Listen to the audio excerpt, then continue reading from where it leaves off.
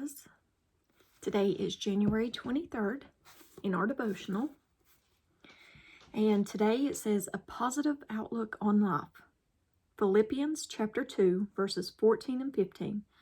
Do everything without grumbling or arguing, so that you may become blameless and pure, children of God without fault in a warped and crooked generation.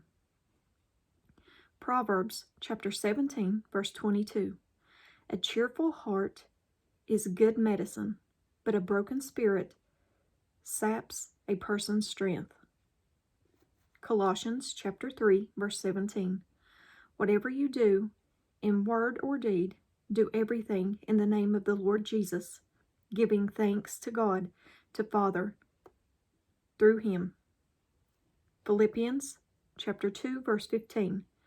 You must have the same attitude that Christ Jesus had. Philippians chapter 2, verses 3 and 4. Do nothing out of selfish ambition or vain conceit. Rather, in humility, value others above yourself, not looking to your own interests, but each of you to the interests of others. And Philippians chapter 4, verses 8 and 9. Whatever is true, whatever is noble, whatever is right, whatever is pure, whatever is lovely, whatever is admirable, if anything is excellent or praiseworthy, think about such things. Whether you have learned or received or heard from me or seen in me, put it into practice, and the God of peace will be with you. The trick to finding quality in your life is in your attitude, how you look at life, whether you see the glass half full or half empty. One day, two prisoners looked to the outside world through the same prison window. One saw the mud of the previous night's rain. The other saw the blue sky, and he praised God for another day. Their attitudes determine what they saw.